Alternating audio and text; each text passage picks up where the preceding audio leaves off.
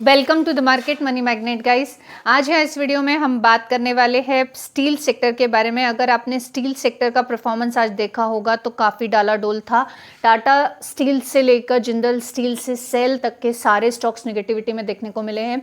Steel sector पे एक बड़ा भयंकर संकट आने वाला है और अगर वो सच हो जाता है तो डेफिनेटली स्टील सेक्टर आने वाले समय में हमें क्रैश इससे ज़्यादा देखने को मिल सकता है। सबसे पहले तो हम देखते हैं कौन कौन से स्टॉक कितने क्रैश में है, उसके बाद हम देखेंगे कि संकट कौन सा है जिसके चलते कि ये स्टील सेक्टर क्रैश हमें आने वाले समय में और भी देखने को मिल सकता है। उसके बाद हम जानेंगे क्या स्टील सेक्टर में हमें अब भी बने रहना चाहिए या नहीं।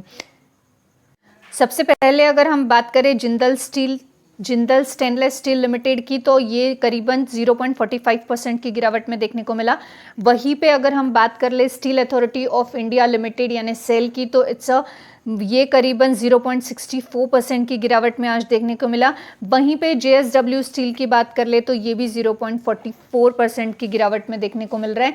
वहीं पे NMDC स्टील की बात करें तो वो भी 0.85% तक की गिरावट में देखने को मिला। वहीं पे टाटा स्टील की बात कर ले तो वो करीबन 1.71% तक की गिरावट में देखने को मिला। बेसिकली स्टील स्टॉक्स जो है आज सभी गिरावट में है। ये अभी आपको मामूली गिरावट लग रही है, लेकिन एक ऐलान ऐसा हुआ है कि जिसके चलते आने वाले समय में स्टील सेक्टर पे भारी गिरावट का खतरा हमें देखने को मिलता है। अब टाटा स्टील के तो दो कॉज है। एक तो इसका क्वार्टर रिजल्ट एक्सपेक्टेड जैसा है वैसा देखने को नहीं मिल रहा है, इस वजह से भी हमें टाटा स्टील का जो स्टॉक है ये गिरावट में देखने को मिला। लेकिन पूरे सेक्टर को इफेक्ट करने वाला एक कॉज है जिसके चलते पूरा सेक्टर निगेटिव में अभी भी है और आने वाले समय में इससे भारी गिरावट इस सेक्टर में देखने को मिल सकती है अगर बात सच हुई तो। अब बात एग्जैक्टली है क्या, ये जानने के लिए हमने एक आर्टिकल ओपन किया है। अप टू 3.5% तक की गिरावट जो है हमें ये स्टॉक्स में देखने को मिली है। जो स्टॉक्स मेटल सेक्टर से बिलोंग करते हैं, हिंदुस्तान कॉपर हो, सेल हो, टाटा स्टील हो, जिंदल स्टेनलेस स्टील हो या NMDC जैसे स्टॉक्स हो, इवन दो वेदांता भी इसमें हमें इंक्लूडिंग देखने को मिलता है। अब ये जो 3.5% तक की गिरावट मेटल सेक्टर में देखने को मिल रही है, इसके पीछे का रीज़न अगर हम जाने तो इसके पीछे का रीज़न है यूएस के जो प्रेसिडेंट है डोनाल्ड ट्रंप, इनका जो डिसीजन है उसमें add another base metal copper to latest round of tariff in addition to a previous announcement 50% of aluminium के साथ। यानी 50% का टैरिफ एल्यूमिनियम पे लगाया जा चुका है ऑलरेडी। और अब मेटल और कॉपर पे भी टैरिफ लगेगा अगले राउंड में, ये देखने को मिलेगा। अब अगर अगले राउंड में यूएस प्रेसिडेंट की तरफ से मेटल और कॉपर पे भी टैरिफ लगाया जाएगा, वो कितने % का होगा तो ये वक्त बताएगा। और उस टैरिफ लगाया गया तो डेफिनेटली ये सेक्टर जो है इनमें हमें और गिरावट देखने को मिलेगी और भी डिजास्टर पोजीशन देखने को मिल सकती है। वैसे ही हम जानते हैं कि जो स्टील सेक्टर है, ये स्टील सेक्टर हमेशा जो आउटसाइड वाले जितने इंटरनेशनल या ग्लोबल जितने भी न्यूज़ होते हैं या प्रॉब्लम्स होती है उन पे रिलाई करता है और इस वजह से ये सेक्टर में एक बहुत बढ़िया मूव ज़्यादा देखने को नहीं मिलता है। उसमें अगर टैरिफ इस सेक्टर पे कॉपर और स्टील पे एप्लीकेबल हो जाता है तो डेफिनेटली इनकी मुसीबतें और बढ़ने वाली हैं।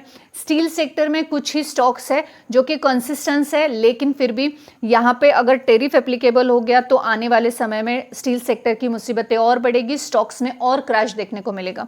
मुझे ऐसे लगता है टैरिफ इंडिया पे कितना % आता है इससे ज़्यादा कि टैरिफ हमारे जो कॉम्पिटिटर देश है जो सेम सेक्टर में और भी काम करते हैं, ये सेक्टर्स पे कितना टैरिफ है ये ज़्यादा देखने वाली बात होगी। जैसे अगर हम टेक्सटाइल की बात करें तो वियतनाम पर अगर टेक्सटाइल का जो टैरिफ होगा सपोज टू बी 20% का टैरिफ है और इंडिया पे 10% का ही टैरिफ देखने को मिलता है यदि, तो डेफिनेटली यहाँ पे ये बेनिफिशियल बात हमारे लिए हो सकती है।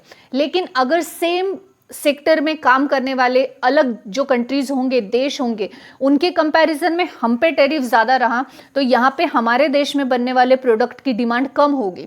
जैसे वियतनाम में अगर टेक्सटाइल इंडस्ट्री से रिलेटेड अगर हम बात कर रहे हैं तो वियतनाम में अगर 20% का टेरिफ एप्लीकेबल है तो वहाँ के टेक्सटाइल को बाय करने से ज़्यादा बेटर होगा इंडिया से टेक्सटाइल्स को बाय किया जाए या इंडिया से डील की जाए, क्योंकि इंडिया पे 10% का टेरिफ है ओनली। तो यहाँ पे डेफिनेटली बिजनेस में हमें ग्रोथ देखने को मिल सकती है। तो ये देखना ज़्यादा इंटरेस्टिंग होगा कि इंडिया पे कितने परसेंट टेरिफ से ज़्यादा हमारे कॉम्पिटिटर देश या बाकी देशों पे कितना परसेंट टेरिफ एप्लीकेबल होता है। अब यहाँ पे हमको ये तो पता चल गया कि पूरे मेटल सेक्टर पे जो है, जो खतरे की घंटी बज रही है वो है मेटल और कॉपर पे आने वाले लेटेस्ट राउंड में टेरिफ एप्लीकेबल होने वाला है। और इस वजह से अभी भी पूरे मेटल स्टॉक्स जो हैं ये हमें रेड देखने को मिल रहे हैं, और आने वाले समय में अगर टेरिफ एप्लीकेबल हो जाता है नेक्स्ट राउंड में अकॉर्डिंगली तो ये स्टॉक्स अभी और भी क्रैश होते हुए देखने को मिल सकते हैं। अब 50% का टेरिफ जो ऑलरेडी एल्यूमिनियम पे लग चुका है, और उसमें भी एक चीज़ ये है कि जो ये चीज़ें मानेगा नहीं या यूएस के अगेंस्ट रहेगा उन पे 10% का और एडिशनल टेरिफ भी एप्लीकेबल होने वाला है। ये ट्रंप गवर्नमेंट है ना, मुझे तो गवर्नमेंट कम लग रही है और स्टॉक मार्केट के ट्रेडर ज़्यादा लग रहे हैं कि मैनिपुलेशन चल रहा है यहाँ पे। स्टॉक को, मार्केट को किस तरह से मैनिपुलेट किया जाए, बस ट्रंप साहब का इतना ही काम रह गया है शायद। ठीक है, चलिए वो उनकी स्ट्रैटेजी है। एक और चीज़ यहाँ पे नोटेबल है वो ये कि जो कैबिनेट मीटिंग थी व्हाइट हाउस में, उसमें ट्रंप जो यूएस प्रेसिडेंट है उनका बोलना था कि कॉपर पे 50% का टेरिफ होना चाहिए, पर उन्होंने स्पेसिफिकली ये नहीं बताया कि ये इफेक्ट कब वो लेंगे, लेकिन उनके ओपिनियन से 50% तक का टेरिफ कॉपर पे भी होना चाहिए। और इसी के चलते हिंदुस्तान कॉपर जो है ये आज हमें अच्छी खासी गिरावट में देखने को मिला। और ऑब्वियस है अगर इस तरह का टेरिफ एप्लीकेबल होगा 50% का तो कंपनीज पे उससे इफेक्ट भी देखने को मिलेंगे निगेटिवली। अब ये तो आप लोगों को समझ आ ही गया होगा कि स्टील सेक्टर पे जो खतरा मंडरा रहा है वो अभी भी कांस्टेंट है। आज तो कम गिरावट है, लेकिन आने वाले समय में अगर टेरिफ एप्लीकेबल हो जाता है और कितने परसेंट पे होता है उस पर डिपेंड करेगा कि स्टील सेक्टर में और कितनी गिरावट देखने को मिलेगी। ऐसे में हम लोग अभी क्या कर सकते हैं, जो लोगों में पेशेंस नहीं है वो लोग डेफिनेटली एग्जिट कर सकते हैं, उनको एग्जिट ही कर लेना चाहिए। जिन लोगों में पेशेंस है उनको वेट और वॉच वाला जो एक टेंडेंसी है उसको अभी फिलहाल मार्केट में हर सेक्टर के लिए लेके चलना चाहिए, क्योंकि अभी टेरिफ की अनसर्टेनिटी किसी भी सेक्टर के ऊपर भारी ही पड़ रही है।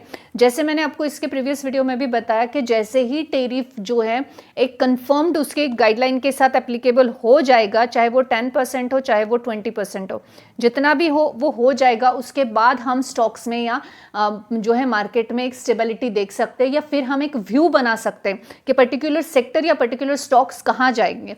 लेकिन फिलहाल wait and watch is the best for policy for the market, क्योंकि अभी मार्केट के वो हालात नहीं है कि अभी हम कोई भी डिसीजन लेके एग्जिट करें या एंट्री करें। This video is only for the educational purpose. I am not giving any recommendation here, neither a buy nor a sell. I hope this information is informative for you. Thanks for watching.